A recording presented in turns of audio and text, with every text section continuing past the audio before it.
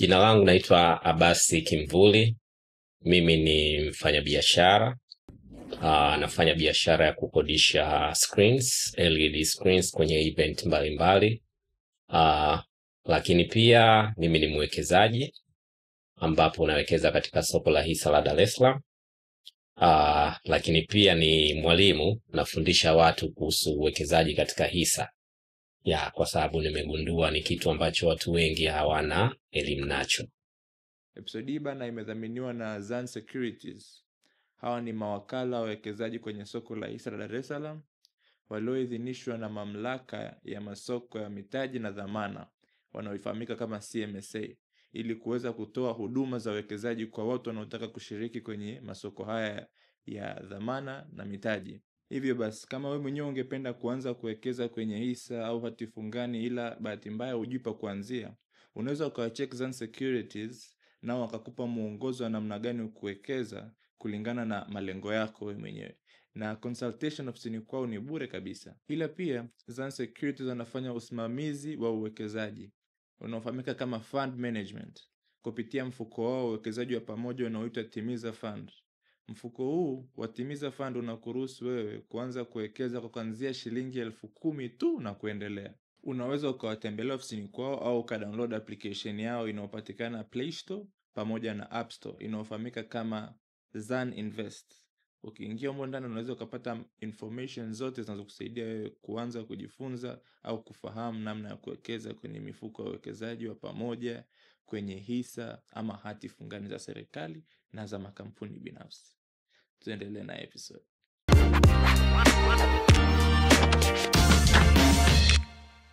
Hey everyone, kama ulivyosikia leo tutakuwa tunaongelea hisa, stock market. Mambo vipi Mr. Abbas? Mambo poa tu aisee. Mambo yanasemaje? Nashukuru Mungu tuko salama kabisa. Tunashukuru kwa kukubali wito wetu na kufika. Nami nashukuru kwa kunialika. Out of all people, mmechagua kunialika mimi. Sawa kabisa. Yep. Swali la kwanza mimi napenda kukuuliza kwa sababu nimepitia interview nikagundua kwamba background yako ni tech. Yeah. Ilianzaje kwenye investments na masoko ya hisa? Okay, mimi kwa ufupi uwekezaji nilianza kwa sababu ya corona, naweza nikasema hivyo. Ndicho kilichonifanya mimi nianze uwekezaji, kwa sababu before nilikuwa nafanya tu biashara yangu kama nilivyosema, mimi nafanya biashara ya screens. Kwa before nilikuwa nakodisha TV za kawaida, nchi 55, nchi 65 kwenye maharusi, kwenye send off. Watu wengi ukienda kwenye event unakuta kuna TV zimewekwa pembeni kwa ajili ya watu kuweza kuona ambao wamekaa nyuma. Hiyo ndio biashara yangu mimi mojawapo. Kwa hiyo tunakumbuka corona ilivyoingia, tukawekwa lockdown. Mikusanyiko yote ikafungwa. Na biashara yangu mimi inategemea mikusanyiko. Ushaona. Kwa by that time nilikuwa sina akiba yoyote, kama ambavyo tunajua Tanzania wengi maisha yetu. Unapata hela ndio nyingi tu per day, per month, lakini yote unakuwa unaitumia. Kwa sikuwa na akiba kabisa. Kwa ni kwamba unafanya biashara, leo unapata hela unatumia kwa sababu unajua kesho na booking tena nitapata hela. Kwa tulivyowekwa lockdown nikawa sina akiba, na bahati mbaya nikawa nimetoka kuchukua mkopo benki. Kwa hiyo ikanibidi niuze gari zangu mbili. Nilikuwa na gari mbili, nilikuwa na Noah, nilikuwa na Alphard. Ikabidi niziuze. Nikachukua pesa niliyopata nikanunua vifaa vya car wash, nikarudi nyumbani Morogoro kwenda kufungua car wash. Lakini nashukuru serikali, kipindi kile rais wetu alikuwa Mheshimiwa Magufuli, hatukukaa muda mrefu akawa amefungua, ameruhusu tena. Kwa hiyo tukarudi kwenye biashara, sababu TV zangu zile nikaa sikuziuza, zipo tu store. Kwa nilivyorudi sasa kwenye biashara ndipo ambapo nikajiuliza kwamba hii lockdown nakumbuka ilichukua kama miezi miwili, ikapelekea paka mimi kuweza kuuza gari zangu. What if ingekaa mwaka? Maana majirani zetu baadhi ya nchi tunaona walikaa muda mrefu kidogo, ingekuwaje? Kwa hiyo ndipo hapa ambapo nilipoanza sasa kujifunza kuhusu uwekezaji. Kwa hiyo nikasema natakiwa niwe na kitu ambacho mimi nitapata pesa hata kama sifanyi kazi, yani kama akiba. Kwa hiyo cha kwanza nikafikiria tu nianze kuweka nianze kuhifadhi dola. Huo ndio ulikuwa kama uwekezaji wangu wa kwanza ambao niliufikiria. Kwa nikawa nikifanya biashara nachukua sehemu ya faida naenda kununua dola, kwa sababu nikawa naamini kwamba dola ina appreciate kwa hiyo nitakuwa nimehifadhi thamani ya fedha zangu. Sasa unajua kwenye mitandao ya kijamii kila unachokifuatilia huwa wanakuletea pages, content za vile vitu ambavyo unakuwa unavifuatilia. Kwa by that time nikaanza kufuatilia mambo ya uwekezaji, nikaanza kuletewa page za watu wanaofundisha uwekezaji. Kwa nakumbuka kuna mwalimu mmoja nikamuona kwenye mtandao, ushaona anafundisha kuhusu mambo ya uwekezaji hapa Tanzania, UTT, hisa na nini. Nikasema okay, kipindi hicho sijui UTT ni nini, sijui hisa ni nini. Kwa nikakutana naye, book session, nikakutana naye. Nilipokutana naye akaniintroduce kwenye UTT ni nini, inafanyaje kazi. Akaniambia hisa bwana achana nazo kabisa, maana zinapanda zinashuka, yani ni hasara na nini. Kwa hiyo akaniintroduce kwenye UTT. Na kweli nilivyoiangalia nikaona ni kitu kizuri. Nikatoka nikaenda pia ofisini kwa UTT ili niweze kupata pia elimu zaidi, maana ndio yule kanielezea, lakini nikasema acha niende ofisini nikakutane sasa na watu ambao wenyewe wanahusika na UTT. Kwa nikaenda ofisi ya UTT pale, wakanielezea mifuko yao ipoje, wanafanyaje kazi, unapataje faida na nini. Kwa hiyo nikachukua hela zangu nikazipeleka UTT. Zile za dola, sababu nilikuwa nahifadhi kwenye account ya dola. Kwa nikazipeleka UTT. Kwa hivyo nikawa naendelea kujifunza. By that time nakumbuka nikakutana na kuna watu wanaitwa Let's Talk Finance. Nikakutana na tangazo lao kwenye Instagram. Wana session ilikuwa inafanyika pale Hayati. Basi nikaona tena, nakumbuka niliona dakika za mwisho kabisa. Nikalipia nikaenda. Kwa nilivyoenda kulikuwa na sessions za UTT, sessions za bond, sessions za real estate, lakini session moja ilikuwa ni session kuhusu hisa. Alikuwa anafundisha mwalimu wangu anaitwa Emilian Busara. Kwa katika kufundisha na nini nikamsikiliza pale, lakini sikutilia maanani kwa sababu tayari nilishaambiwa hisa bwana hazina mpango, hazifai. Kwa katika kumsikiliza sikumtilia maanani. Alikuwa anafundisha jinsi ya kuanalyze biashara, nini na nini, vitu vya kuzingatia kabla kununua hisa. Nikapuuzia tu. Basi session ikaisha. Ilivyoisha wale waandaji wa Let's Talk Finance wakaanzisha challenge, hisa challenge ya watu tulioshiriki ili kuweza kutumotivate tuweze kununua. Ilikuwa unanunua hisa 500 minimum, hisa 500 kwa mwezi. By that time ilikuwa ni challenge ya kununua hisa za CRDB. By that time zilikuwa zinauzwa 250, 230. Kwa ilikuwa kama 125 hivi kwa mwezi. Nikaona kitu fulani tu yani naweza nikakifanya, umeelewa? Hakitoniumiza. Kwa nikaingia kwenye challenge. I remember ilikuwa ni November.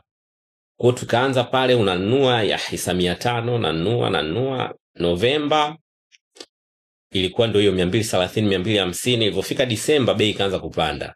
230, 240, 250, 260, 270, 280, 300, 350, 380, 420.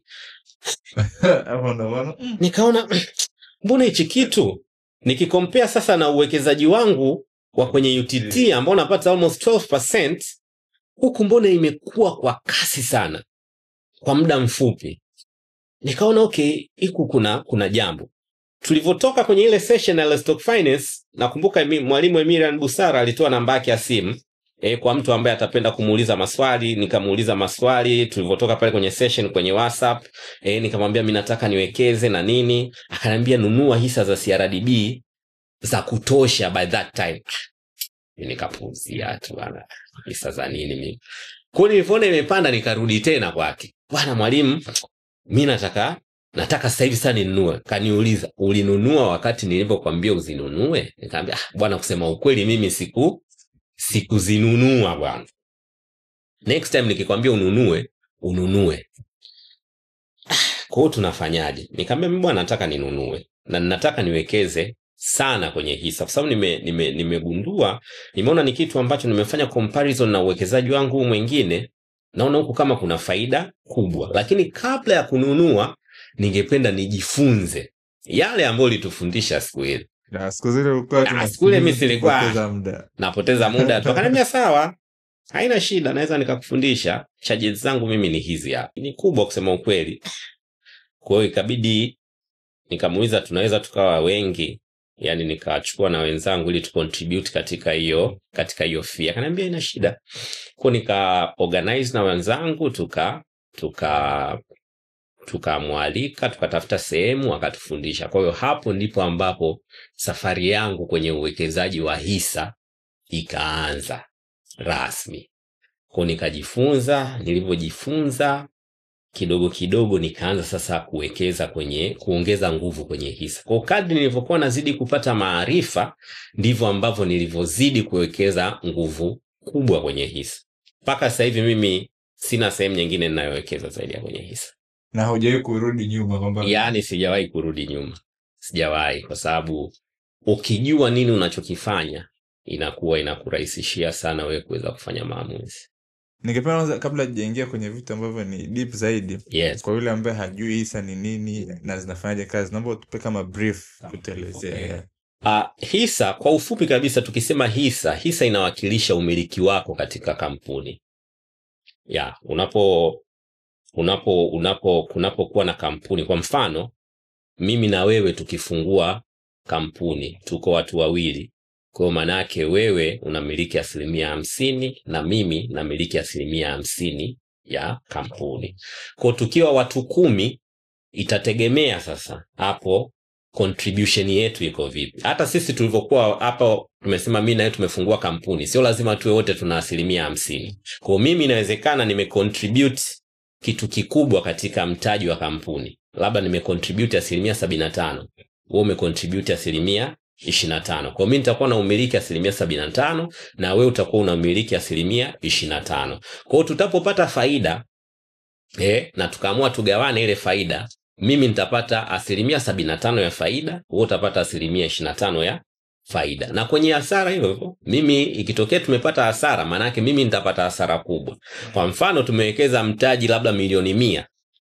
Mimi nimewekeza milioni 75, wewe umewekeza milioni 25. Ile biashara ambayo tulitegemea itafanya vizuri, lakini bahati mbaya imefanya vibaya, tumepata hasara. Manake mimi nitakuwa nimepoteza kingi 75%, milioni 75, wewe utakuwa umepoteza milioni 25. Lakini biashara ikienda kufanya vizuri, mimi nitapata faida kubwa na wewe utapata faida kidogo. Kwa hiyo inawakilisha umiliki wako katika kampuni. Kwa ninavyofahamu, huwezi kuwa na shares bila kuwa na broker. Yes. Ndivyo? Yes. Na kuna process ambayo mtu anatakiwa afuate kwenye kuchagua broker wa kufungua naye, au yote tu iko sawa? Of course brokers wote wako sawa. Yani in terms of fee utakuwa unachajiwa, zote ziko ni flat kwa mabroker wote. Kwa hiyo hapo kitachokuwa kinawatofautisha ni customer care. Umeelewa? Yes. Lakini kwa mabroker wote wanakuwa wako sawa tu. Unaweza ukamchagua yoyote ambaye unamuona pale kwenye list ya mabroker. Yes. So hamna kipya yani. Yes, hamna kipya. Yani hamna kipya. Sana kinachoweza kikakusaidia, kwa mfano brokers wanatofautiana. Kwa mfano tuna mabroker ambao wenyewe ni wa muda mrefu. Kwa hiyo wana wateja wengi. Kwa hiyo inapofikia kwa mfano sokoni kuna hisa ambazo si rahisi sana kuuzika. Kwa hiyo zinauzika kwa kitu tunachoita block trade. Sasa block trade maana yake ni makubaliano ya muuzaji na mnunuaji yanayofanyika nje ya soko. Ushanielewa? Sasa wale mabroka wazoefu, wakongwe, wanakuwa wana wateja wengi ambao sometimes sio wale wateja wanaokuja kwenye soko, kwenye counter. Kwenye counter mtu yoyote anaingia, na kule first in first out. Yani hakuna kwamba kujuana. Lakini kwenye block trade maana yake ni kwamba mimi labda nina hisa za kampuni fulani ambazo haziuziki. Nitamwambia broker, bwana, hisa ya kampuni hii sokoni inauza shilingi 500, lakini mimi niko tayari kuiuza kwa shilingi 200. nitafutie mteja. Kwa hiyo kwa wale broker wakongwe, maana yake wana network kubwa ya wateja. Ushanielewa? Kwenye soko kawaida kwenye normal board, maana yake ni kwamba broker anaziweka hisa sokoni, yoyote atazinunua kutokana na utaratibu wa soko.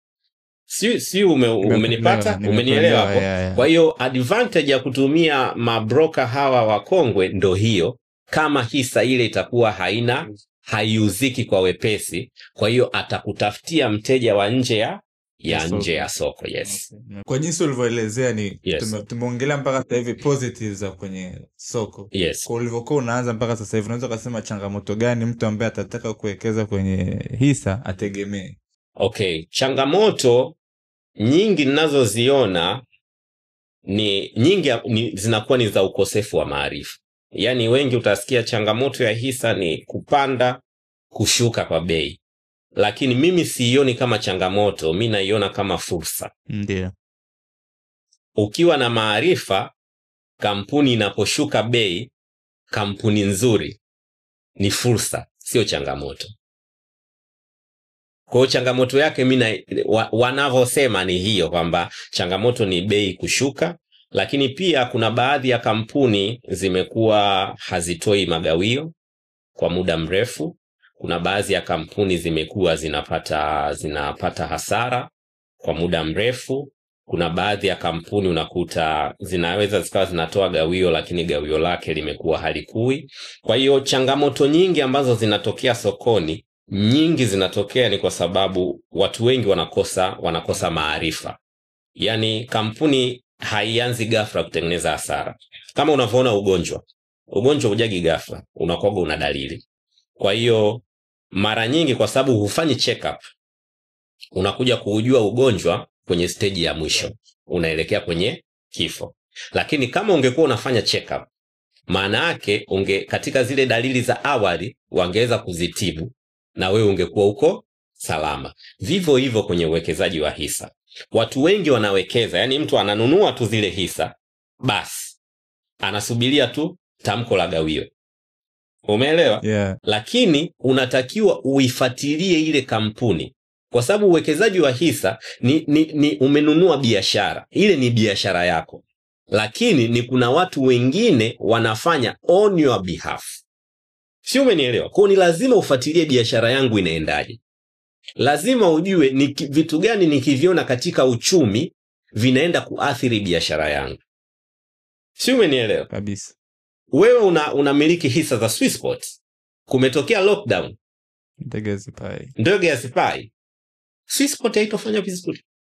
Si umenielewa? Watu wamepigwa lockdown, hakuna biashara zinazofanyika. Maana yake kama wana mikopo, watashindwa kulipa mikopo yao. Mimi nilikuwa ni mmoja wapo. Umeelewa? Loan officer ananifuata ananiambia sina biashara ninayofanya, siwezi kulipa. Umeelewa? Kwa maana yake kwamba mimi ninapokuwa nashindwa kulipa, maana yake nasababisha mkopo chechefu kwenye benki. Benki maana yake haipati kipato. Kwa hiyo maana yake mapato ya benki yatafanyaje? Yatashuka. Umeelewa? Lakini kama ukiwa unajua nini unachokifanya, kwa sababu unajua kabisa kwamba hii ni temporary issue. Sasa hivi corona haipo. Tumerecover na biashara zimeendelea. Kwa hiyo wakati ule wa corona bei zilishuka. Waliojua walizinunua za kutosha.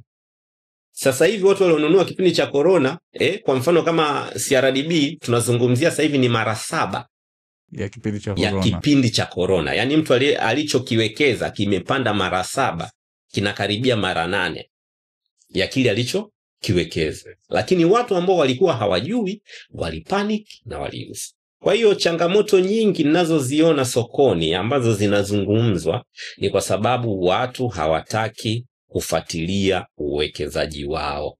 Ningependa kuuliza swali kwenye swala la gawio. Yes. Kwa upande wa UTT ndo nafahamu zaidi kwamba ukiwa unaingia kwenye mfuko fulani unaambiwa bana, mfuko huu gawio lina gawio X amount au asilimia kadhaa. Estimate zao. Yeah. Na gains kutokana na mapato yao. Yes. Kwa upande wa stocks ni kwamba kampuni haiwi disclosed kwamba labda sisi kama kampuni tuna taratibu kwamba gawio tunagawa hivi na hivi, kama kutakuwa kuna faida, kama hamna faida ndo hamna gawio. Sasa kwenye hisa kuna kitu kinaitwa dividend policy, sera ya gawio. Kampuni nyingi zinakuwa na sera ya gawio kwamba tutapopata faida tutagawana angalau asilimia kadhaa ya gawio. Mfano, NMB wao wana dividend policy yao ni 33% ya faida baada ya kodi. Vodacom 50%, na kampuni zinginezo nyingi zina sera ya gawio. Lakini sasa sera ya gawio ni muongozo tu, sio kwamba ni sheria kwamba tukipata faida ni lazima tufate sera ya gawio. Umeelewa? Yes, kwa sababu inaweza tumepata faida, lakini sisi kama management tunatarajia siku zijazo, tunaona kama kunaweza kukatokea changamoto ya kiuchumi. Kwa hiyo tuna retain hii faida ili tuweze kujidhatiti kipindi cha changamoto ya kiuchumi tuweze kuwa imara. Lakini pia inawezekana tumepata faida, lakini tunaona kabisa kuna fursa kwamba tuki retain hii faida tukaiwekeza kwenye hiyo fursa, tutapata faida zaidi, mara 2 mara 3, sio, umenielewa? Lakini pia kuna baadhi ya kampuni au sekta ambazo zinakuwa regulated. Mfano, sekta ya benki. Sekta ya benki, BOT wameweka sheria kwamba benki ikitumia zaidi ya 55% ya mapato yao kwenye gharama za uendeshaji, basi benki hiyo isilipe gawio hata kama imetengeneza faida. Mfano, jana nilikuwa naangalia ripoti ya Maendeleo Benki. Faida yao imekuwa kwa 57% 2024 ukikompea na 2023. Lakini gharama zao za uendeshaji zimezidi 55% ya mapato yao.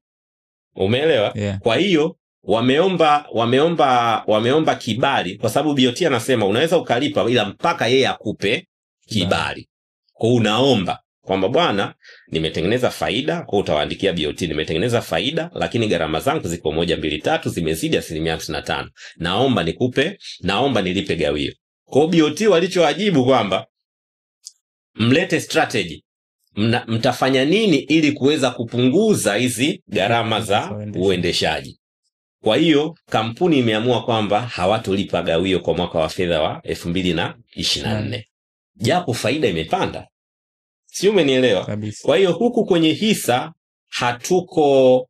yani sio lazima kampuni kulipa gawio, hata kama imetengeneza faida. Yes. Ulivyokuwa unaeleza hapo, ukaeleza kwamba kuna changamoto ya elimu kwenye upande wa uwekezaji, ndio maana watu wengi wanasema kuwekeza ni ngumu au ni changamoto. Ningependa kujua kwa experience yako, how do you know kwamba this is a good stock to invest in? Ni vitu gani lazima ufuatilie kwanza? Mimi kwanza I don't invest in stocks, I invest in businesses. Yani nanunua hisa kwa sababu ili nimiliki ile biashara ni lazima ninunue hisa, lakini tuwe na mentality ya kwamba nawekeza kwenye biashara nzuri. Hii kuwekeza kwenye hisa ndiyo inasababisha sana watu wengi pia kufuatilia price movement. Bei imepanda, bei imeshuka, bei imepanda, bei imeshuka na nauza, bei imepanda na nanunua. Hawawekezi kwenye biashara. Kwa hiyo biashara nzuri mimi naijua, kuna vitu tunaita fundamental analysis. Lazima ufanye analysis fundamental, kuangalia vitu ambavyo vya msingi.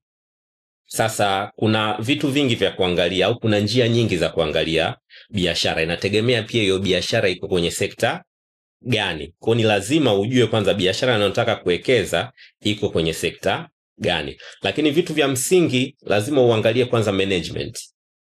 Nani anaiongoza hiyo biashara? Yes, hilo ndio jambo la msingi kabisa, kwa sababu kama nilivyosema, wewe unakuwa uko nje, management ndiyo inaongoza au inaendesha ile biashara. Kwa cha msingi uangalie management. Lakini pia lazima uangalie kama hiyo biashara ina monopoly, kwamba ushindani, competition. Umeelewa? Je, ina monopoly, iko peke yake sokoni au ina ushindani? Na kama ina ushindani, hiyo kampuni unataka kuwekeza ina market share kiasi gani?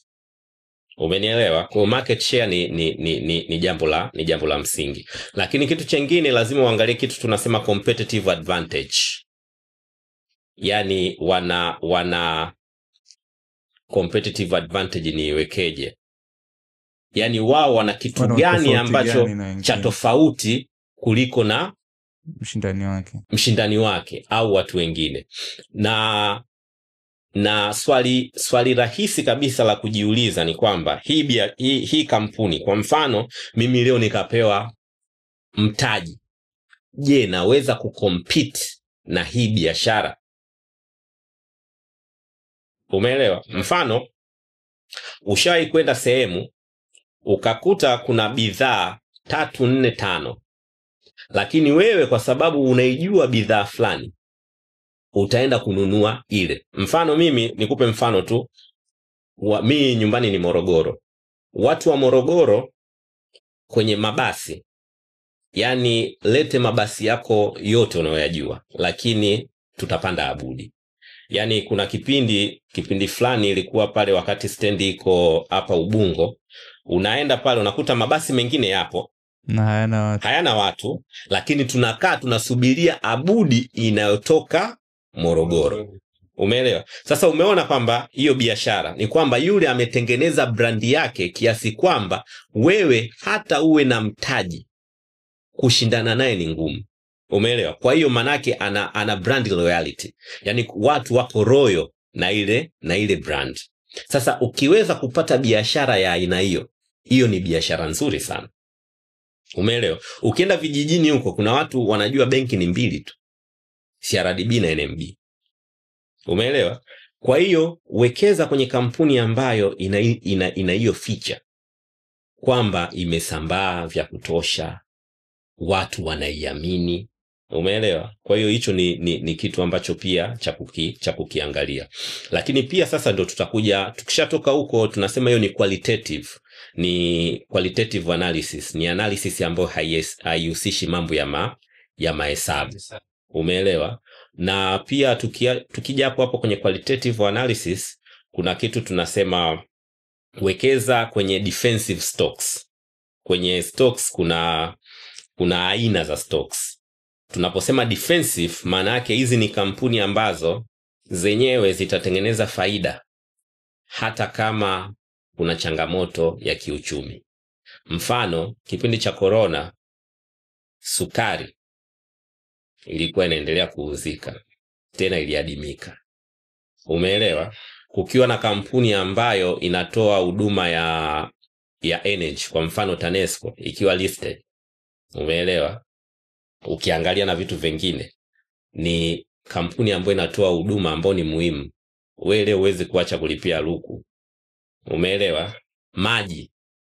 Kwa hiyo utilities in short ni vitu ambavyo ukipata kampuni ambayo inatoa huduma ambayo ni muhimu kwenye maisha ya mwanadamu, yani mtu hawezi kusema kwamba hiki bwana sikitumii sasa hivi. Yani kuna vitu ambavyo ni anasa. Leo sijui Nike sijui nini, unaweza ukasema kwamba sasa hivi nimefukuzwa kazi, acha nitulie, lakini maji utatumia tu. Umeelewa? Kwa hiyo tunasema ni defensive stocks. Kwa hiyo ukiweza kupata kampuni ambayo iko kwenye hiyo ina hiyo characteristic ni kitu kizuri. Lakini cha msingi pia cha kukiangalia, tunasema kuna kitu tunaita life cycle of a company. Hii kampuni iko katika hatua gani za ukuaji? Kuna kukua kama vile unavyoona mwanadamu. Kuna kukua, unakuwa hapa katikati kijana, alafu kuna kuwa mzee, unakufa. Umeelewa? Sasa ni lazima ujue hii kampuni inayowekeza iko kwenye hatua gani za ukuaji. Kuna potential ya growth. Umeelewa? Yani nikiangalia miaka 10 kuanzia sasa inakuwa Na huwa unaangalia nini kwenye kujua ukuaji wa kampuni? Sasa hapo mara nyingi tunaangalia sometimes kwenye financial statement zake, lakini pia tunaangalia kama ni manufacturer, tunaangalia production capacity inaongezeka. Umeelewa? Kwa hiyo ukiangalia kuna baadhi ya kampuni ambazo tuko nazo sokoni kwa kipindi cha miaka 5 imetoa gawio hilo hilo, aliongezeki. Umeelewa? Kuna baadhi ya kampuni kuna features za kuangalia. Kwa mfano ukishaanza kuona kampuni inalipa zaidi ya 100% ya faida, kwa sababu tunarudi sasa pale kwenye gawio. Kwa hiyo kampuni, kwa sababu kwa mfano imeshafanya kazi muda mrefu, miaka 30, miaka 40, ina malimbikizo ya faida. Huko nyuma tulikuwa tukipata faida hatugawani yote, tunagawana labda 30%, 70 kwa hiyo kuna kitu tunaita retained earnings, malimbikizo ya faida. Kwa hiyo sasa ukiona kampuni imeanza kulipa, kwa sometimes tumepata faida bilioni 1, lakini tunaweza tukasema tunalipa gawio bilioni 2, tunachukua kwenye retained earnings. Sasa ukishaanza kuona kampuni inafanya hivyo, maana yake ni kwamba imeshafikia kwenye maturity. Wewe ukiwa unataka kukua, ni lazima faida utaretain ili ureinvest. Ukishafika uzeeni, mimi nikishafika miaka 80, reinvestment haitokuwa priority kwangu. Umeelewa? Kwa hiyo mapato yote nitayoyapata nitakuwa nakula. Sasa hivi wakati niko kijana hapa nitakuwa nafanya reinvestment. Kwa hiyo na kampuni hivyo. Kwa hiyo ukishaanza kuona kampuni kwamba inapata faida, inalipa 90%, inalipa 80%, inalipa 100%, inalipa 110%, 120%, ujue kabisa hapa tumefikia kwenye maturity, kwa sababu reinvestment sio priority. Wow. Umeelewa? Kwa kuna some features, kwa lazima uangalie life cycle of a company. Kwa kampuni ukishaanza kuona inaminya gawio, kwa mfano CRDB dividend policy yao ni 35% ya faida ndio wanalipa kama gawio, lakini kwa kipindi cha miaka 2-3 hata ile 35% wanaiminya. Kama mwaka huu amelipa 30.8, kwa kama 31%. Wawekezaji wanalalamika, lakini kwa sisi ambao tunajua, tunaona kabisa kwamba hii kampuni maana yake ni kwamba wanataka kuretain ile faida, kuendelea kuirudisha kwenye kampuni kukua. Kwa maana yake kuna growth.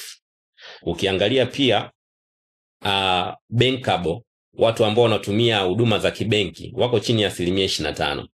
Kwa maana yake kabisa unaona kuna room ambayo hizi benki wakiweza kuimplement strategy vizuri, wanaweza wakakua zaidi. Lakini pia unaona kabisa kwamba hii benki wameanza kutoka nje ya mipaka. CRDB ilikuwa Tanzania, waliingia Burundi, sasa hivi wameingia Kongo. Kwa hiyo unaona kabisa hapa kuna growth ipo. Kwa kama kuna growth, maana yake mimi nikiwekeza kwenye hii kampuni nitakuwa. Sio, umenielewa? Yes. Kwa hivyo ni vitu ambavyo unaviangalia life cycle.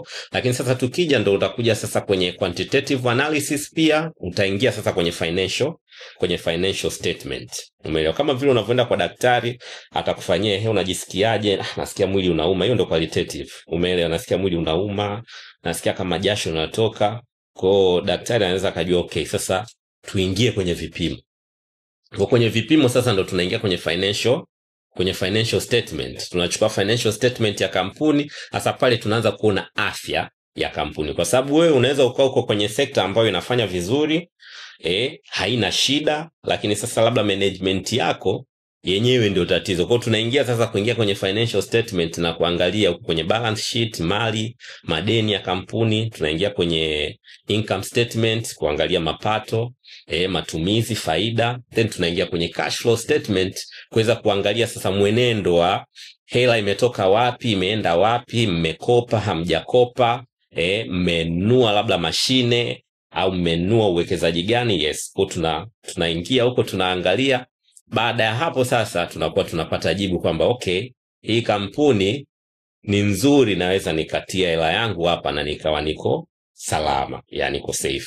Na baada hapo unakuwa unaendelea kuifuatilia kila wanapotoa wanapotoa report unakuwa unaisoma, okay, mwenendo uko vipi, they are good. Na pia kuna baadhi ya ripoti pia ni muhimu kuzisoma za nchi. Kwa mfano kuna BOT wanatoa kitu kinaitwa monthly economic review, lakini pia kuna sera ya fedha, monetary policy committee statement, wanatoa statement yao. Hivyo vitu vyote ni lazima uvifuatilie. Lazima pia ufuatilie siasa ya nchi. Mimi nilikuwa sifuatilii siasa ya nchi, lakini juzi hapa mama alikuwa anaongea, alikuwa anahutubia taifa, ikabidi nisikilize. Unasikia leo waziri wa fedha anaenda kutoa budget, isikilize kwa sababu ina kuathiri. Ya kusoma magazeti, lazima usome magazeti, kuna habari utaziona, unasikia, unasoma kwenye habari unaona kwamba watalii wameongezeka kwa 200%. Unajua kabisa hapa kabisa Swiss spot hapa kuna jambo litakuja kutokea. Kwa hiyo kuweza kutranslate vitu, ripoti, vitu kuviweka kwenye kampuni ndio inakupa wewe advantage kwenye uwekezaji wa hisa. Ni very easy, yani mimi naonaga ni mrahisi tu, inahitaji tu kufuatilia. Sasa watu wengi hawataki tu kufuatilia. Yes. Na pia inahitaji muda. Ukiwa unaanza itakuwa changamoto, ila ukishazoea inakuwa wala hahitaji muda mwingi. Mimi ukinipa financial statement na kanao dakika 10 tu, nakwambia hii kampuni wekeza au usiwekeze. Kuna vitu tayari unajua yani kuna ratio tunaziangalia. Kwa ndio maana nasema inategemea ni sekta gani. Kwa kuna banking sector kuna vitu naangalia, manufacturing kuna vitu naangalia, investment company kuna vitu naangalia, na kuna vitu ambavyo ni general. Ushanielewa? Kwa hiyo ni kujifunza tu. Alafu watu wanatakiwa wajue mimi sijawahi kusoma accounts, sijawahi kusoma bookkeeping, sijawahi kusoma commerce, sijawahi kusoma uchumi. Yes. Na background yako ni IT. Yes, ni IT tu. Lakini mtu yoyote, kwa ni mtu yoyote ambaye yuko tayari kujifunza anaweza akajifunza. Na umeanza kujifunza lini, just for context? Mimi nimeanza kujifunza rasmi kuhusu haya mambo ya hisa ni 2022. 22. Yeah, 2022 ndo nimeanza. Kuna kama miaka 3 tu. Yes. Doable kabisa. Hapo umesema kwenye tegemea na sekta. Mimi ningependa kujua kwa upande wako ni sekta gani ambazo wewe kama unapenda kuwekeza na ni kwa nini? Mimi niko kwenye banking sector tu peke yake paka sasa. Yes, paka sasa niko kwenye banking sector, na nimeichagua banking sector before nilichaguliwa. Niliambiwa wekeza hapa. Yeah. Lakini baada ya pia kujifunza nikajua ni kwa nini niliambiwa wekeza hapa.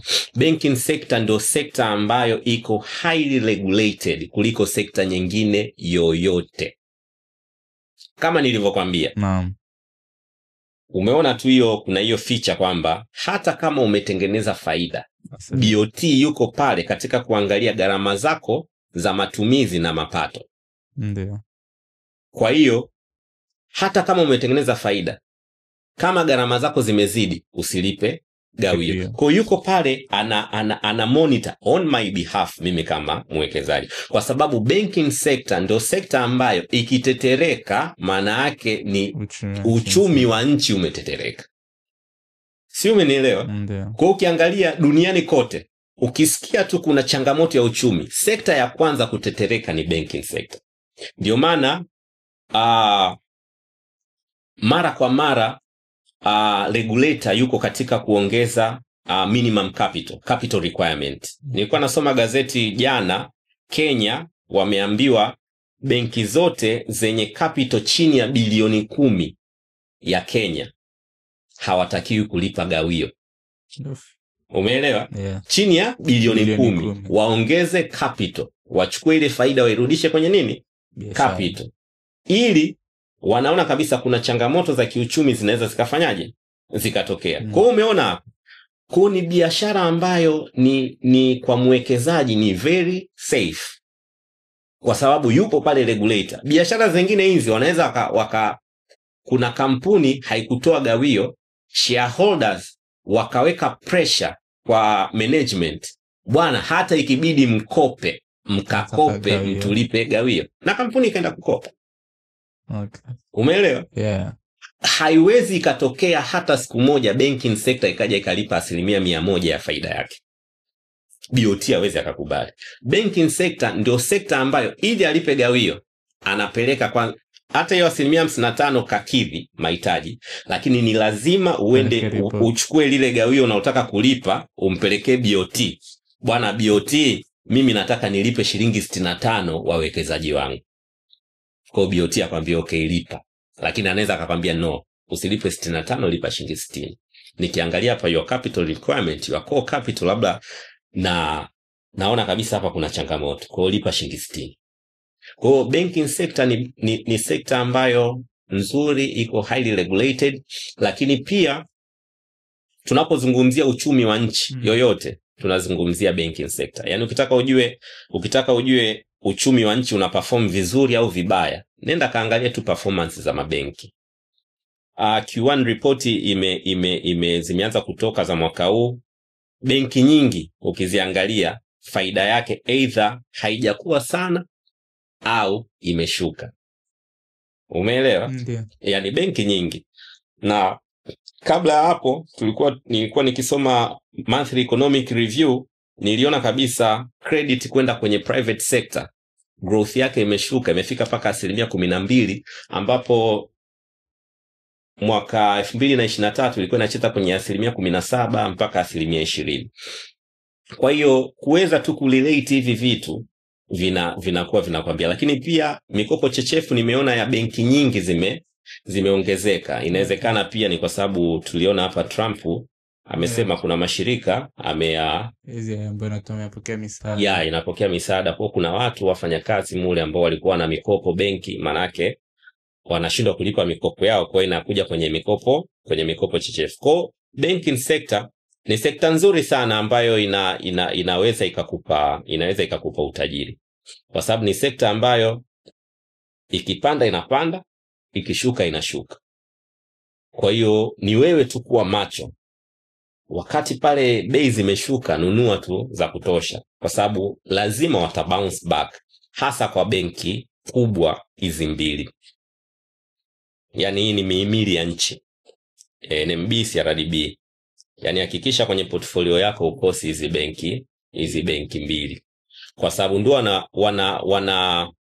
wanahodhi banking sector kwa asilimia kubwa. Tuna more than 31 commercial banks Tanzania, lakini CRDB na NMB wao watu wawili wanamiliki zaidi ya 50% ya deposit, zaidi ya 50% ya mikopo yote Tanzania. Hizi benki wanaobaki ndio wanagawana hizi vitu ya 50 iliyobaki. Kwa unapozungumzia banking sector, ikipanda ni CRDB na NMB, ikishuka ni CRDB na NMB. Ukija kwenye faida, net profit, CRDB ni namba 2. Sasa kutoka namba 2 mpaka namba 3 kuna gepu kubwa, yani la faida. Namba 2 ana bilioni 551, namba 3 ana bilioni 100 na kitu, kama sio 100 na kitu, 200 na kitu. Kwa kuna gepu kubwa sana hapo kati ya hizi ya namba 2 na namba 3. Kwa hiyo ndo sababu ambayo mimi nimewekeza kwenye banking sector. Ukija kwenye manufacturer, kampuni nyingi zilizopo sokoni ambazo ziko kwenye manufacturing sector, nyingi zimefikia maturity. Kwa hiyo nikiwekeza, wale waliowekeza miaka ya nyuma ndio wanaofaidika. Kwa mimi mpya nikiingia, sioni kabisa potential ya kukua, ya growth sioni.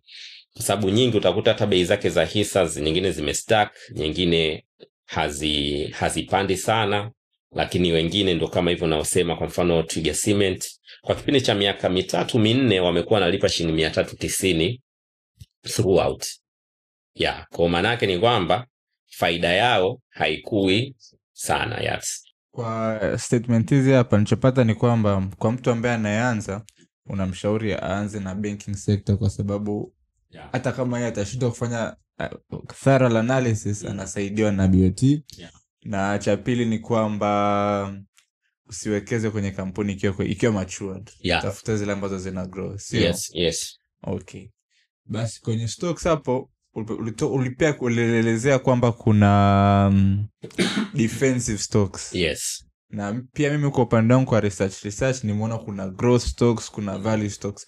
Kuna aina ngapi za stocks? Ziko nyingi, kuna defensive, kuna cyclical, kuna growth, kuna dividend stocks, kuna penny stocks ambazo huku si kwetu hazipo, lakini kubwa ni hizo, ambapo tunaposema cyclical stocks manake ni hisa ambazo zinaathirika na mwenendo wa uchumi, mfano benki. Kwa hiyo uchumi ukiwa uko vizuri, zenyewe zitafanya vizuri. Uchumi utapokuwa unayumba, na zenyewe zinayumba. Defensive stocks tayari nimeshazielezea. Alafu kuna growth stocks. Hizi ni kampuni ambazo zinakuwa. Kwa mara nyingi hizi characteristic yake wengi huwa hawatoi gawio, kwa sababu priority ni kukua, na mara nyingi zina faida yake mara nyingi waga zina double mara kwa mara, kwamba ni riski zaidi. Kwa hiyo unakuta kwa sababu wanakuwa wako aggressive, kwa unakuta hata faida zao mara nyingi waga zinakuwa, lakini ndo kama hivyo nimesema, mara nyingi waga watuagi gawio, lakini ni riski kwa sababu ni kampuni ambazo zinakuwa changa, kwa zinaweza zikadondoka. Dividend stocks manake hizi ni kampuni ambazo tayari zimefika kwenye maturity, kwa zenye priority ni kutoa gawio. Kwa mfano hapa Tanzania tuna kina TBL, tuna kina TCC, wao ni gawio. Kwa mfano kama TBL mwaka jana wamelipa zaidi ya 100% ya faida yao. Kwa tumepata faida milioni 100, lakini tunaweza tukalipa milioni 150 kama gawio. Yes. Kwa hiyo ndio aina za stocks ambazo tuko nazo. Okay, kwa hiyo inamaanisha ukiwa unatengeneza portfolio yako ndio vitu vya kuzingatia hivi. Kwa mtu ambaye anataka kukua, anataka kuona manufaa, unaweza ukachanganya cyclical na defensive stocks. Defensive zinakuwa zinakulinda, zina kipindi kama zinavyoitwa defensive, zinakudefense kipindi cha mdororo wa uchumi. Umeelewa? Cyclical zenyewe kipindi cha uchumi ambao ukiwa uko vizuri zina perform vizuri.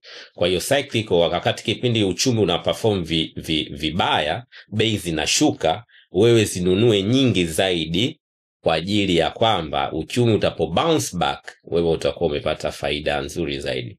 Nilikuwa na uzuri wakati naingia sokoni, ndio ilikuwa kipindi ambapo Kenya wanaingia kwenye uchaguzi mkuu. Kwa niliona KCB ikitoka shilingi 900 ya Tanzania kwenda mpaka kwenye 230 250 ya Tanzania. Lakini sasa hivi tunapozungumza imerudi kwenye 810. Umeelewa? Okay, yeah. Yes. Kwa hiyo ni vitu ambavyo vinatokea, bei zinashuka lakini bei zinapanda za kampuni ambazo ni nzuri. Mimi nasemaga kabisa ukiona NMB imeshuka bei, ikiwezekana hata kopa nenda kanunue. Yes. Kwa sababu ita bounce back. Umeelewa? Ita bounce back tu. Yaani sijui itokee nini kampuni kama NMB, benki kama NMB je ikafa hapa Tanzania. Sijui. Kwa sababu hata kuna majanti huko Marekani alishaikuwa majanti yakadondoka, lakini sitegemei. Yes. Hey, mambo vipi? I hope una enjoy episode hii. Episode hii bana imedhaminiwa na Zan Securities. Hawa ni mawakala wawekezaji kwenye soko la hisa la Dar es Salaam, walioidhinishwa na mamlaka ya masoko ya mitaji na dhamana, wanaofahamika kama CMSA, ili kuweza kutoa huduma za uwekezaji kwa watu wanaotaka kushiriki kwenye masoko haya ya dhamana na mitaji. Hivyo basi, kama wewe mwenyewe ungependa kuanza kuwekeza kwenye hisa au hati fungani ila bahati mbaya hujui pa kuanzia, unaweza ukawacheck Zan Securities nao wakakupa mwongozo wa namna gani kuwekeza kulingana na malengo yako wewe mwenyewe. Na consultation ofisini kwao ni bure kabisa. Ila pia Zan Securities wanafanya usimamizi wa uwekezaji unaofahamika kama fund management kupitia mfuko wao uwekezaji wa pamoja unaoitwa Timiza Fund. Mfuko huu wa Timiza Fund unakuruhusu wewe kuanza kuwekeza kwa kuanzia shilingi 10,000 tu na kuendelea. Unaweza ukawatembelea ofisini kwao au ukadownload application yao inayopatikana Play Store pamoja na App Store inayofahamika kama Zan Invest. Ukiingia humo ndani unaweza ukapata information zote zinazokusaidia wewe kuanza kujifunza au kufahamu namna ya kuwekeza kwenye mifuko ya uwekezaji wa pamoja, kwenye hisa ama hati fungani za serikali na za makampuni binafsi. Tuendelee na episode. Tukiongelea mambo ya finance, kuna vitu kama interest rates, inflation, hizi macroeconomic factors. Yes. What role ina play ukiwa unafanya investment zako? Unazifuatilia vitu kama hivi? Yeah, nafuatilia sana. Ndo kama nilivyokuambia, huwa nasoma monthly economic review. Okay. Lakini pia ile monetary policy committee statement. Kwa mfano kama uwekezaji nasema kwenye benki, unakuwa unaathirika sana na hivyo vitu, interest rate, kwa sababu watu wa uchumi wanajua kuna kitu kinaitwa accommodative na less accommodative. Kwa hiyo wanaposema kwamba wako kwenye accommodative, ukisoma report unaona kabisa wanasema wako kwenye accommodative, maana yake watashusha interest rate ili mikopo ipatikane kwa urahisi, ili kuweza, unakuta inflation ishakuwa chini, kwa hiyo wanaachia uchumi. Kwa hiyo mikopo inapokuwa inapatikana kwa urahisi, maana yake banking sector inakuwa ina perform vizuri. Kwa hiyo wanapokuwa wanaongeza interest rate lakini pia wanaongeza interest rate labda mpaka kwenye bond, maana yake ni kwamba watu wengi watakimbilia kwenye uwekezaji wa bond, na huku kwenye hisa kunaweza kuka-perform chini kidogo. Kwa hiyo ni vitu ambavyo navifuatilia sana na vinaathiri kwenye uwekezaji, sio tu kwenye hisa, kwenye uwekezaji wote, hata kwenye UTT kote inaathiri. Kwa upande wa UTT, yeah, wengi wanachukulia kama mfuko wa kusave tu pesa zao, kwamba nikipata fedha kidogo natupia huko.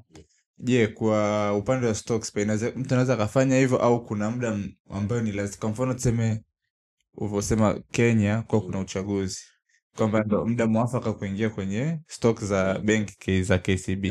Je, kwa upande wa stocks kuna muda mwafaka ambaye unatakiwa usubirie, au ungependelea usubirie ili uingie kwenye stock upate faida, au kama mimi hivi nikipata mshahara wangu percent fulani natupia kwenye stocks? Sawa.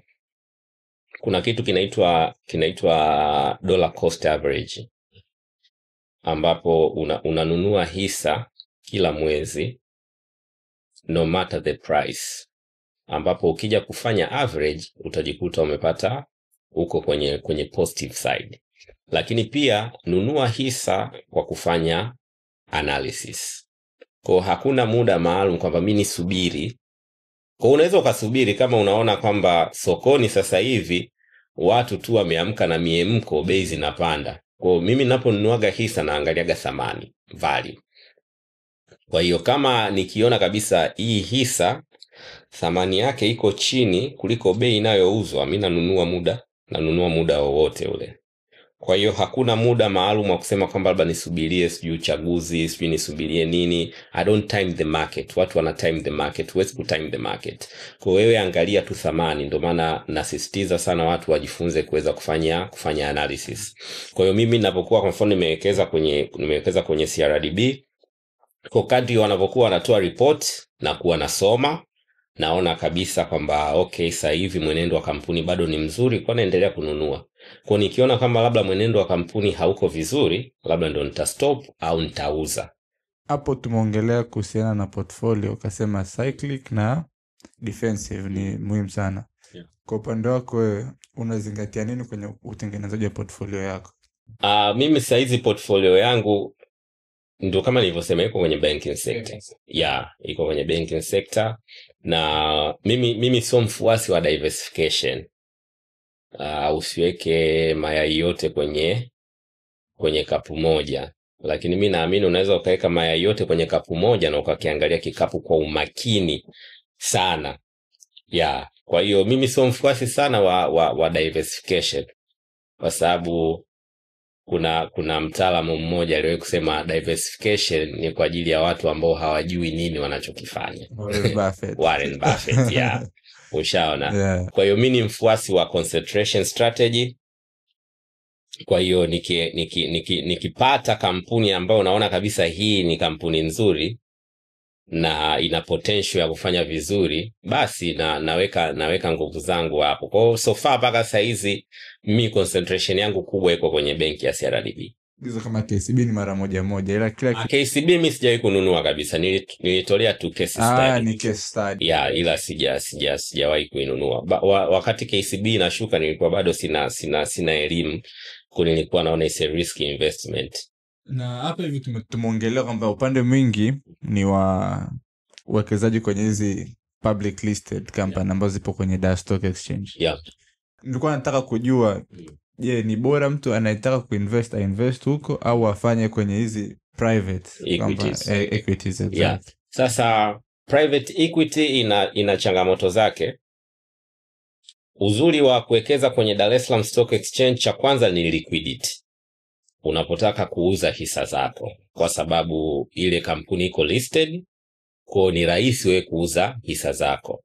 Lakini leo ukiwa na kampuni ambayo haiko listed, ni changamoto kidogo kuweza kuuza hizo hisa. Maana yake sasa inabidi wewe maybe uanze kutafuta mtu mmoja, bwana nina hisa za kampuni nataka niziuze. Mchakato wake pia unaweza ukawa si salama kwa mtu ambaye pia anataka kuzinunua. Umeelewa? Uzuri wa Dar es Salaam Stock Exchange, mnunuaji yuko kwenye sehemu salama, muuzaji pia yuko kwenye sehemu salama. Kwa hiyo liquidity pia inaweza ikawa ni changamoto.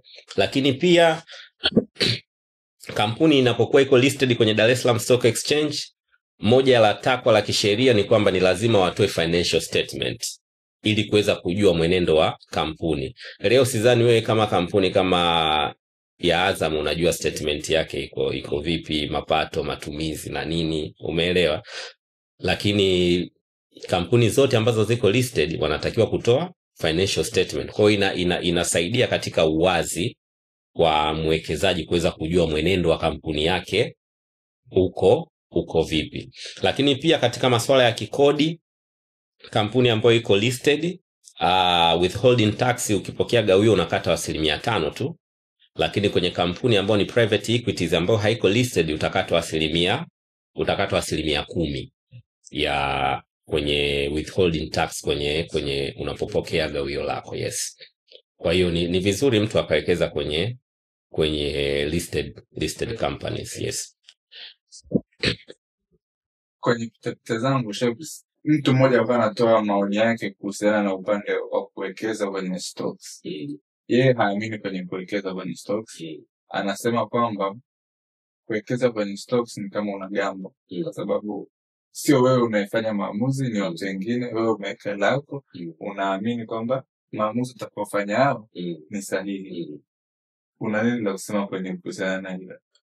Ndio nasema is gambling kama hujui unachokifanya. Is gambling kama unawekeza kwenye hisa, sio kwenye ile biashara. Kwa sababu maamuzi wanaoyafanya wanaweka kwenye report. Kwa ni wewe sasa kuweza kusoma ripoti na kuona kwamba haya maamuzi yanatija. Kama haya yanatija, unauza, exit. Sasa changamoto ni kwamba watu hawasomi hizi ripoti. Kwa hiyo wanakuja kupata matokeo ya maamuzi ambayo yalifanyika. Umeelewa? Si mara nyingi sana kwenye mkutano wa wanahisa management kutamka tumekopa, lakini kwenye annual report wataiandika. Kwa hiyo ni wewe kuweza kujua kwamba ni wapi natakiwa ni some. Kwa unaona kabisa kwamba kampuni imekopa bilioni 10.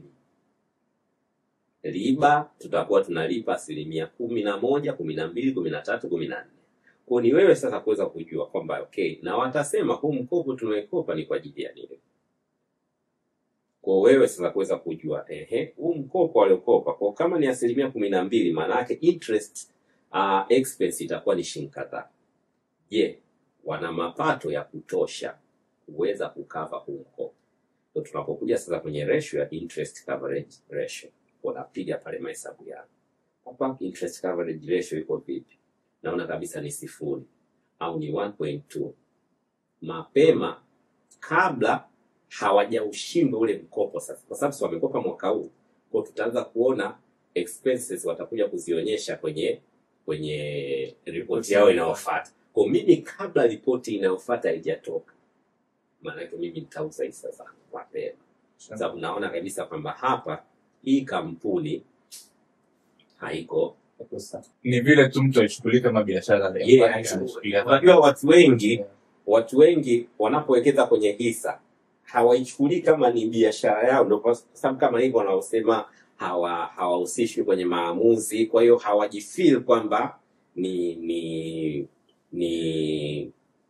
wamiliki. Baya huku kwenye hisa umiliki wako 1% ndio sei yako kwenye kampuni. Yaani huku tunaenda tu kwa 1%. Kwa hiyo hata kama mwenye 1% kubwa anachokiamua kwamba ni kicha kipuuzi, lakini kitafatwa. Umeelewa? Kwa hiyo sasa wewe ni kuweza kujua kwamba wameamua haya maamuzi. Mimi naona kabisa kwamba haya maamuzi si sahihi. Kwa hiyo una exit, unauza hisa zako. Yeah. Kuna kitu kinaitwa insider trading. Yeah. Kuna nchi ambazo ni illegal, kuna nchi zingine hauna policy ya kufikiria. Kwa upande wako wewe, do you think it should be legal or illegal? It should be illegal. Kwa sababu utakuwa kuna watu unawanyima fursa, au kuna watu utakuwa huwatendei haki. Umeelewa? Yes, kuna watu utakuwa huwatendei haki. Kwa hiyo mimi ni mtu ambaye mara nyingi sipendi kufanya hivyo, though na watu, kwa mfano kama nilipowekeza na watu wanafanya kazi mule ambao ningeweza kuwauliza bwana vipi kwa vitu vinaendeleaje, statement inasemaje. Kwa hiyo mara nyingi wasifanyi hivyo, naamini katika analysis zangu ambazo nazifanya, na kusema ukweli zimekuwa hazimdanganyi kabisa. Yes. Okay. Hapa umetoka kutajia ratio kidogo, kusema kuna interest average ratio. Yeah. Unaweza ukatupa ratio 5 ambazo ni muhimu kwako wewe ukiwa unafanya analysis ya kampuni? Sawa. Cha kwanza sasa nitaziweka kutokana na sehemu 3 za financial statement. Financial statement ina sehemu 3. Ina balance sheet ambayo inazungumzia mali, madeni na mtaji wa kampuni. Alafu kuna income statement ambayo inazungumzia mapato, matumizi, kodi, faida. Umeelewa?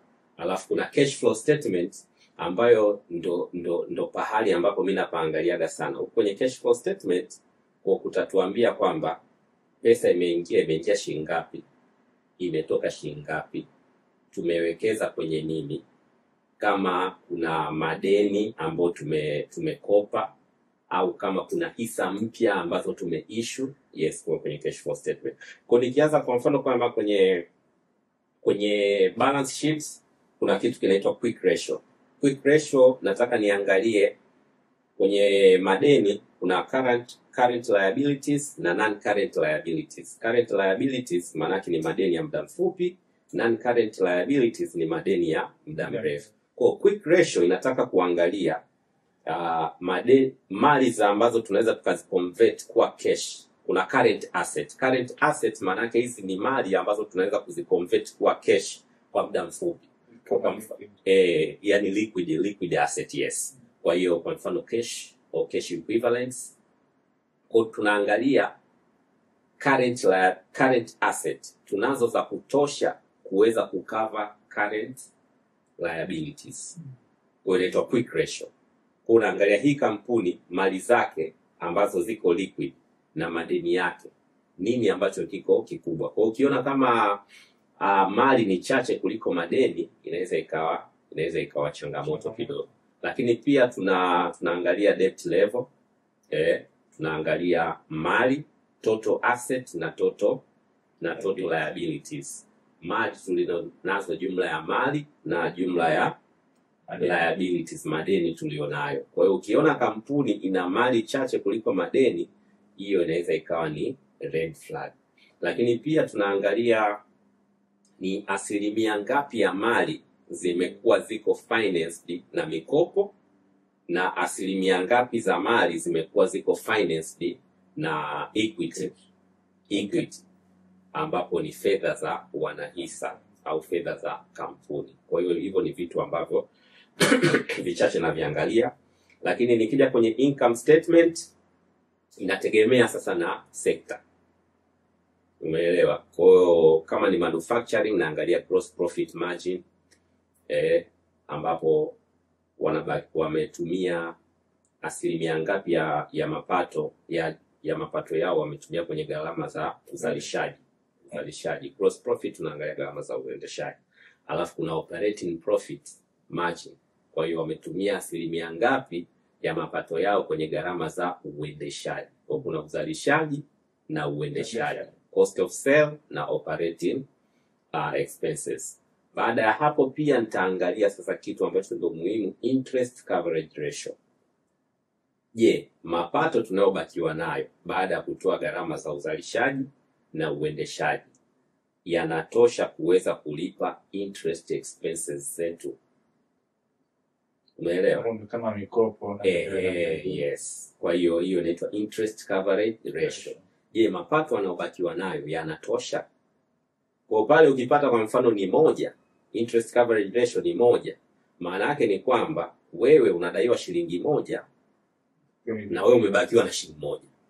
Hamna dividends au chochote.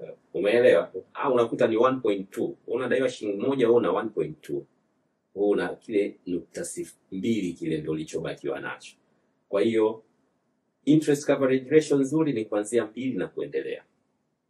Kwa sababu wewe unadaiwa shilingi 1, wewe una shilingi 2. Kwa hiyo ukilipa shilingi 1 utabakiwa na shilingi 1. Kwa hiyo ukiona kampuni hii interest coverage ratio inapungua mwaka hadi mwaka, kota hadi kota, jaribu kuangalia hapo wanaelekea wapi.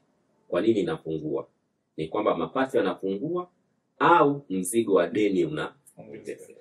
Umeelewa? Kwa interest coverage ratio ni kitu cha msingi. Lakini pia nitaangalia net profit margin, ambapo huku sasa nitaangalia faida wanaobakiwa nayo na mapato waliotengeneza wamebakiwa na faida asilimia ngapi. Then nitakuja kwenye call. Ndio maana nasema inategemea na sekta. Kama ni banking sector kuna vitu vingi sasa nitakuja kuviangalia hapo. Kwa mfano kama cost to income ratio, nitaangalia non performing loans ziko vipi. Alafu sasa nitakuja kwenye cash flow statement, nitaangalia kampuni inaweza ikatengeneza faida lakini ikawa ina negative cash flow. Umeelewa? Ndio. Kwa hiyo sasa watu wengi wanaishia tu kuangalia net profit wakiamini kwamba kampuni kwa sababu inatengeneza faida basi iko vizuri. Lakini kumbe unaweza ukakuta wana negative operating cash flow. Ukiwa na negative operating cash flow maana yake ulichokitengeneza hakijatosha gharama zako za matumizi za uendeshaji. Sasa kwa nini wamekuwa na negative cash flow? Lazima uweze kulijibu hilo swali. Sasa hiyo sababu kwa nini ndio itaweza kukwambia kwamba okay, hii negative cash flow ina tija. Umeelewa? Kwa mfano ukichukua kama Nicole, ukiangalia ripoti yao ya mwaka jana walikuwa na negative cash flow ya almost bilioni 18. Lakini ni kwa sababu walilipa advance ya kuweza kununua jengo lao la Mirambo.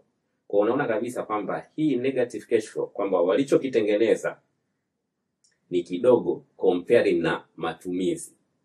Hii bilioni 17 walitoa wapi kama wametengeneza kidogo? Walikopa bilioni 21 DTB. Kwa walikopa wakaenda wakawekeza kwenye jengo. Kwa ndio maana nasema yani ni vitu fulani ambavyo very easy ukiona vifuatilia. Umeelewa? Kwa mimi nikiona negative cash flow najiuliza imetokea wapi? Kwa nini wamekuwa na negative cash flow? Okay, kwa sababu wamenunua jengo. Okay, wamenunua jengo. Ni kitu ambacho ni uwekezaji ambao utatulipa hapo mbele. Yes. Kwa kwenye cash flow utaangalia pia kwa sababu kwenye cash flow statement kuna operating, kuna investing activities, lakini kuna financing activities. Kwa hiyo operating activities manake kwenye inaonyesha matumizi ya kila siku. tumepata hela, tumelipa mishahara, tumelipa kodi, tumelipa hiki, gharama za uendeshaji za kila siku. Alafu invest, maana yake pale itakuonyesha kwamba kampuni kama imenunua mali au imeuza mali. Umeelewa? Kwa hiyo itaonyesha pale investing activities kwamba bwana, labda tumeuza labda majengo, property au equipment tumeuza, kwa hiyo itakuonyesha pale. Kwa hiyo ukiona kampuni several times wanauza mali zao ili kuweza kufinance operating activities, red flag hiyo. Lakini huku kwenye financing activities itakuonyesha kama kampuni imekopa. Umeelewa? Kwa hiyo mimi sihitaji kusubiria mpaka nione kwenye interest expenses kule. Huku tu kwenye financing activities itanionyesha kabisa hapa kuna proceed from loans. Shilingi ngapi? Bilioni kadhaa. Okay, nitaenda kwenye notes, wataiandikia notes kwamba hii bilioni 10 tumekopa wapi, tumekopa kwa ajili ya nini, asilimia ngapi, tumeweka dhamana kitu gani. Kwa ndio maana nakwambia ni vitu fulani very simple kuweza kusoma hizi financial statements. Yani you are very safe. Very, very safe. Yes. Okay, that's interesting. Kwa upande wangu mimi nimeshiba kiasi ambacho sasa tena kukula.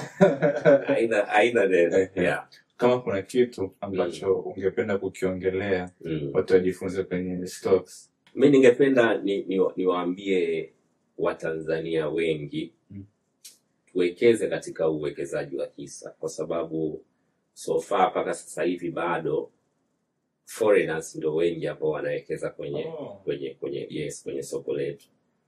Japo sasa hivi naona initiative za watu mbalimbali kuweza kupiga kelele, kusema mazuri ya hisa.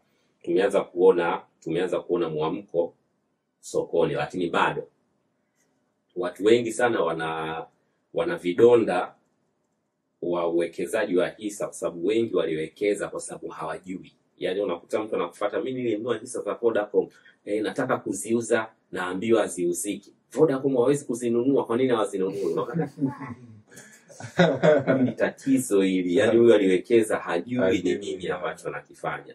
Wengine wanawekeza kwa sababu tu mimi naijua kampuni fulani. Yaani leo kwa mfano Tigo wamesema wanauza hisa zao. Kuna mwingine ananunua tu kwa sababu nanunua Tigo, kila siku naijua Tigo, yani anaamini ni kampuni kubwa, ni kampuni nzuri. Umeelewa? Kwa hiyo wengi sana wanakosa maarifa, lakini tuendelee kujifunza.